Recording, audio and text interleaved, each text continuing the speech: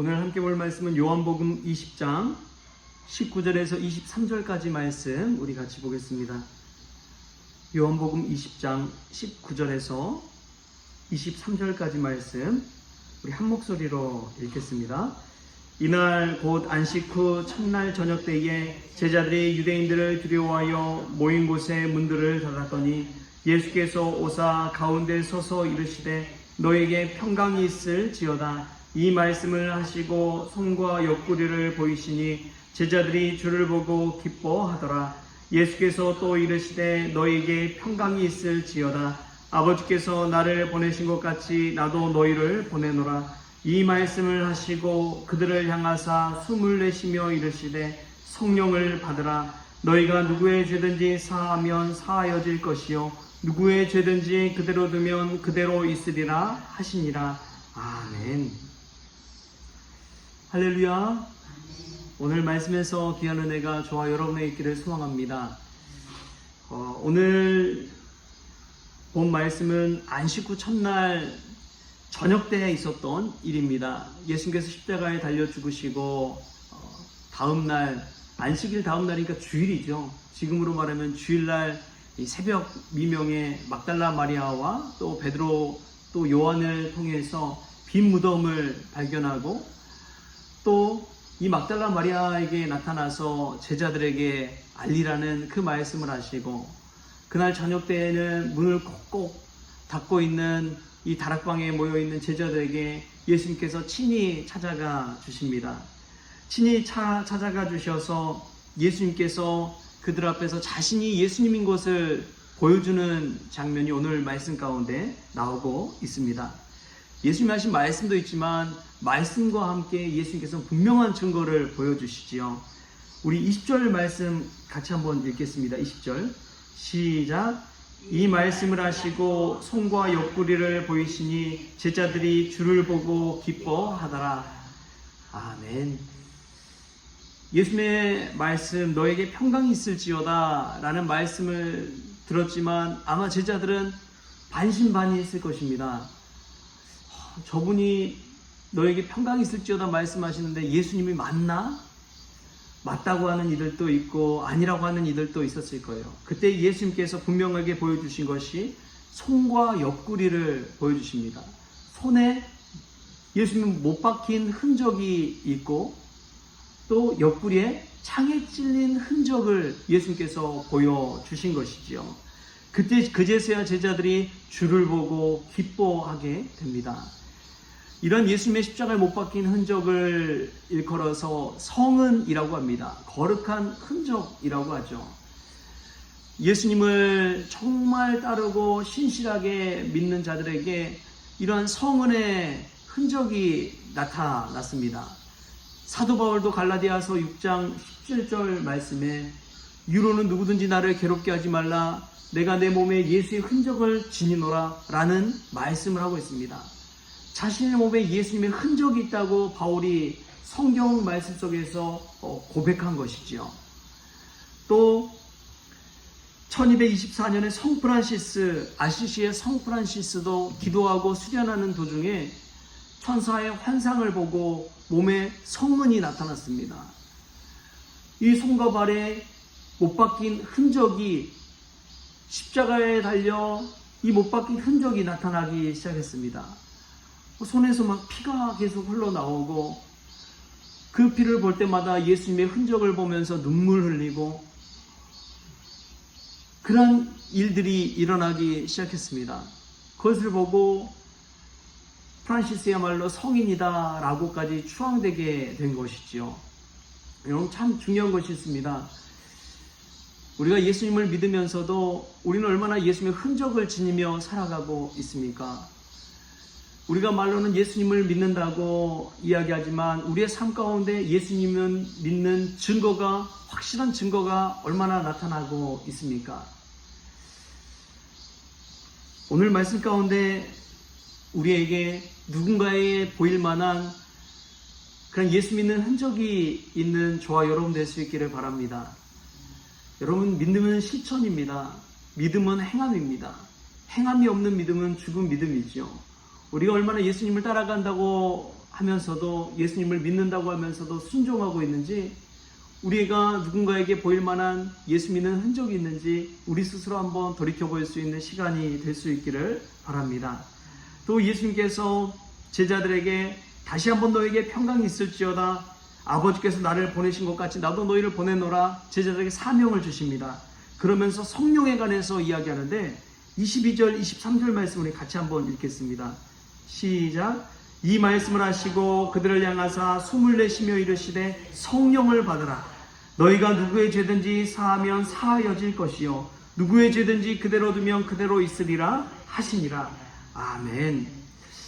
여기서 예수님께서 그들을 향해서 숨을 내쉬며 말씀하셨습니다. 숨을 내쉬며 말씀하시는데, 여러분 이 장면을 보면 하나님께서 천지를 창조하신 이후에 사람 창조, 인간 창조를 하시면서 창세기 2장 7절에 이런 말씀이 있습니다. 여호와 하나님이 땅의 흙으로 사람을 지으시고 생기를 그 코에 불어 넣으시니 사람이 생명이 되니라. 하나님께서 사람을 창조하실 때 숨을 불어 넣은 것처럼 예수님께서 그들을 향하사 숨을 내쉬며 이르십니다. 성령을 받으라. 예수님께서 부활하신 주님께서 오셔서 제자들을 향해서 성령의 사람으로 새롭게 지어주신 것이죠. 새롭게 창조해 주신 것입니다. 성령의 사람을 만들어주신 예수님, 그 예수님께서 당부하신 메시지가 너희가 누구의 죄든지 사하면 사하여질 것이요 누구의 죄든지 그대로 두면 그대로 있으리라 말씀하십니다. 죄사함과 또 용서의 삶을 살라는 것이지요. 여러분 성령의 역사를 보면 그렇습니다. 반드시 먼저 회개의 역사가 일어납니다. 성령께서 임하실 때 나타나는 현상 중에 하나가 무엇이냐면 회개의 역사가 일어납니다. 그런 다음에 용서의 역사가, 사함의 역사가 일어납니다. 이것이 성령의 역사입니다. 우리나라에서도 성령의 역사가 일어났지요. 1907년 1월 2일부터 15일까지 평양 장대영 교회에서 사경회가 있었습니다. 매일 1,500명이나 되는 사람들이 매일 밤 집회에 모여서 하나님의 말씀을 듣고 은혜를 나눴습니다. 그런데 첫날부터는 그렇게 큰 역사가 일어나지 않았어요. 그런데 이 15일 날이 마지막 날인데 마지막 바로 전날 14일 날 저녁쯤에 길선주 장로님이 단에 올라가서 갑자기 자신의 죄를 회개하기 시작했습니다. 그 전까지는 길선주 장로님만큼 신앙의 덕이 되고 본이 되는 사람이 없었어요. 그는 신학생 신분이었습니다. 신학을 공부하고 있는 과정 가운데 있었어요. 그런데 그가 강단에 서서 이야기를 하는데 자신의 절친한 친구가 아내에게도 맡기지 않는 재산을 자신에게 맡겼는데 자신이 그 재산을 착복했다는 거예요. 그런 죄를 이 수천 명이 모인 자리에서 고백하고 나는 아간과 같은 죄를 지었습니다. 회개하는 역사가 일어났습니다. 그리고 그 강단 마룻바닥에 몸을 뒹굴면서 나는 죄인입니다. 나는 죄인입니다. 회개하기 시작했어요. 그러자 길선주 장로의 회개를 듣고 그 앞에 있던 교인들이 한 사람 한 사람씩 나와서 자신의 죄를 고백하기 시작했습니다. 나는 마누라가 죽을 병이 걸렸는데도 불구하고 술을 마시면서 얼른 죽어버리라고 마누라를 저주했습니다. 저는 죄인입니다. 하나님, 저는 내가 가진 재산을 가지고 남 모르게 아내 모르게 첩을 두 사람이나 두었습니다. 이 사실을 회개합니다. 하나님, 저는 선교사의 돈을 16전이나 훔쳤습니다.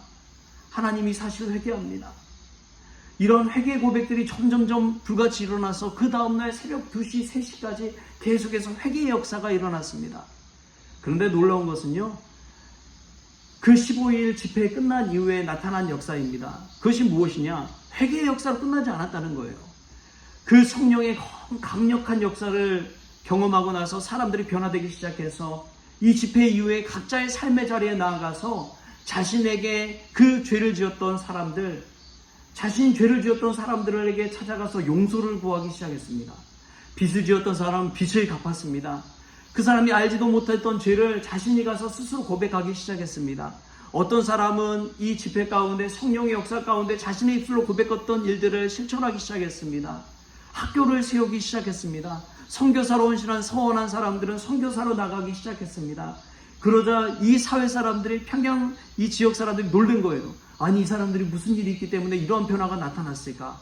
알고 보니 이 성령의 강력한 역사를 통해서 회개하고 죄를 고백하고, 그러면서 그 죄를 자신의 온몸을 던져서 갚기 위해서 몸소 실천하기 시작할 때에 그 평양도시 지역이 변화되기 시작한 거예요.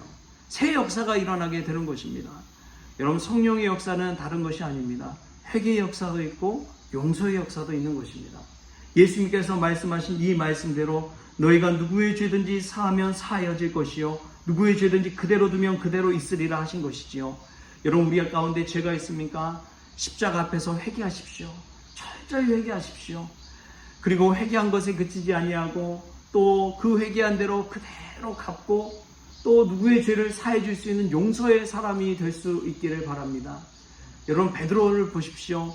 베드로는 예수님을 3번이나 부인한 제자입니다. 예수님의 수제자지요. 그럼에도 불구하고 그가 십자가에 거꾸로 박혀서 죽을 정도로 순교의 삶을 살게 됩니다. 그는 자신의 죄를 철저히 회개했기 때문에 그렇습니다. 그러므로 말미암아 로마까지 가서 복음 증거하고 하나님의 역사를 증거하는 참된 수제자가 될 수가 있었던 것이지요. 가룟 유다와 베드로의 가장 큰 차이점은 자신의 죄를 깨달았지만 베드로는 회개하고 또 고백하고 삶으로 그 죄를 뉘우치는 데까지 나아갔다는 사실입니다. 사랑하는 성도 여러분, 오늘 이 새벽에 십자가 앞에 기도함을 통해서 나 자신이 하나님 앞에 부지중에 지은 죄, 아무도 모르게 지은 그 죄를 알 수 있길 바랍니다. 그리고 죄 용서함 받고 사함 받고 성령의 사람으로 재창조되어서 새 사람 되어서 이제는 누군가의 죄를 용서해 줄 수 있는 그러한 삶을 사는 저와 여러분 될 수 있기를 주신 예수님의 이름으로 축원합니다. 기도하겠습니다. 주신 하나님 감사합니다. 우리 부활의 주님께서 오셔서 너에게 평강이 있을지어다 말씀하시고 분명한 증거인 손과 옆구리 거룩한 성원을 예수의 흔적을 보여주시니 참으로 감사를 드립니다. 주님, 예수님이 그리한 것처럼 저희들도 예수님 믿을 때 말로서만 믿는 것이 아니라 행함으로써 증거할 수 있는 거룩한 성도 되어지게 하여 주시옵소서. 또한 예수님 오셔서 숨을 내쉬며 성령을 받으라 말씀하실 때에 주님, 저희들도 회개와 또 용서의 사람이 되는 성령의 역사를 체험하기를 원합니다. 그리하여 내 자신이 철저히 십자가 앞에 회개하게 하여 주시고 주가 주신 은혜로 말미암아 새롭게 빚어져 용서의 사람 되어지게 하여 주옵소서. 베드로처럼 예수님을 부인했던 죄 가운데 머물고 끝나는 것이 아니라 회개하고 다시금 나아가 복음의 죽인 십자가의 증인이 되어서 누군가를 용서해주고 복음을 증거할 수 있는 부활의 증인 될 수 있도록 주님 사용하여 주옵소서. 그리하여 저희 가정에 저희 교회 가운데 성령의 새 역사 일어나게 하여 주시고 이 한국교회에 다시금 성령의 역사 일어나 평양 대부흥 운동처럼 한국에서 서울에서 곳곳에서 부흥의 역사 일어날 수 있도록 주님께서 은혜 베풀어 주옵소서. 감사하며 예수님의 이름으로 기도하옵나이다. 아멘. 우리 주님이 가르쳐주신 기도로 오늘 새벽 기도를 마치겠습니다. 하늘에 계신 우리 아버지여, 이름이 거룩히 여김을 받으시오며 나라가 임하시오며 뜻이 하늘에서 이루어진 것 같이 땅에서도 이루어지이다. 오늘 우리에게 일용할 양식을 주시옵고 우리가 우리에게 죄진 자를 사하여 준 것 같이 우리 죄를 사하여 주시옵고 우리를 시험에 들게 하지 마시옵고 다만 악에서 구하시옵소서. 나라와 권세와 영광이 아버지께 영원히 있사옵나이다. 아멘.